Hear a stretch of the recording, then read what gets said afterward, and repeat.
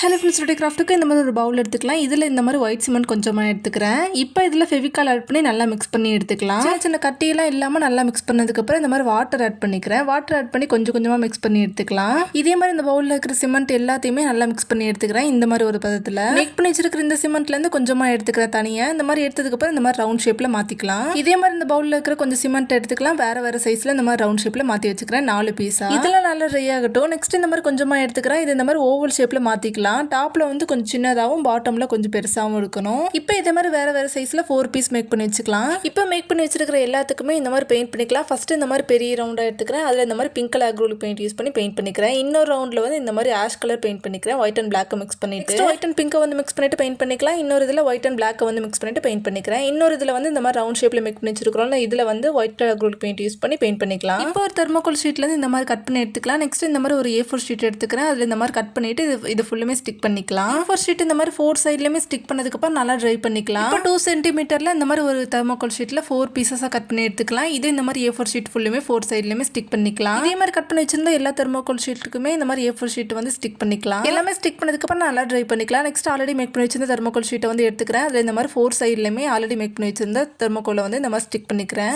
இப்போ ஒரு சின்ன போட்டோ ஃப்ரேம் மாதிரி கிடைச்சிருச்சு. நெக்ஸ்ட் ஆல்ரெடி மேக் பண்ணி வச்சிருந்த ஸ்டோனை வந்து இந்த மாதிரி 4 பீசஸுமே எடுத்து ஸ்டிக் பண்ணிக்கிறேன். கொஞ்சம் ஸ்பேஸ் விட்டு விட்டு இப்போ ரவுண்ட் ஷேப்ல மேக் பண்ணி வச்சிருந்த எல்லாத்தையுமே இந்த மாதிரி டாப்ல ஸ்டிக் பண்ணிக்கிறேன். ஸோ இப்போ ஒரு 4 ஹியூமன்ஸ் இருக்கிற மாதிரி ஸ்டிக் பண்ணிக்கிறேன். இப்போ ஒரு CD மார்க்கரை யூஸ் பண்ணி இந்த மாதிரி எல்லாத்துக்குமே லெக்ஸ் ட்ரா பண்ணிக்கிறேன். சின்ன சின்னதா லெக்ஸ்லாம் ட்ரா பண்ணதுக்கு அப்புறம் இதுக்கு சின்ன சின்ன ஹேண்ட்ஸ் ட்ரா பண்ணிக்கிறேன். 4 ஹியூமன்ஸ்க்குமே இந்த மாதிரி லெக்ஸ் அண்ட் ஹேண்ட் ட்ரா பண்ணதுக்கு அப்புறம் நல்லா ட்ரை பண்ணிக்கலாம். இப்போ ஸ்கெட்ச் யூஸ் பண்ணி இந்த மாதிரி லெஃப்ட் அண்ட் ரைட் சைடில் 3 ஹார்ட்ஸ் இருக்கிற மாதிரி ட்ரா பண்ணிக்கிறேன். ஹார்ட்லாம் ட்ரா பண்ணி முடிச்சதுக்கு அப்புறம் ஃப்ரேமோட எட்ஜஸ்ல வந்து வயலட் கலர் ஸ்கெட்ச் யூஸ் பண்ணி ஃப்ளவர்ஸ் ட்ரா பண்ணிக்கிறேன். இப்போ 4 ஹியூமன்ஸ் இருக்கிற மாதிரி ஒரு போட்டோ ஃப்ரேம் மேக் பண்ணியாச்சு. இந்த மாதிரி ஷோகேஸ்ல வைக்கக்கூடிய கிராஃப்ட்ஸ் எல்லாமே ஷோகேஸ் சீரிஸ்ல பிளேலிஸ்ட் ஸ்டார்ட் பண்ணிக்க தேவைன்றவங்க செக் பண்ணிக்கோங்க. இந்த கிராஃப்ட் உங்களுக்கு பிடிச்சிருந்துச்சுன்னா சப்ஸ்கிரைப் பண்ணிக்கோங்க. வீடியோஸ் ஃப்ரெண்ட்ஸ் மறக்காம லைக் பண்ணிக்கோங்க. தேங்க்ஸ் ஃபார் வாட்சிங்.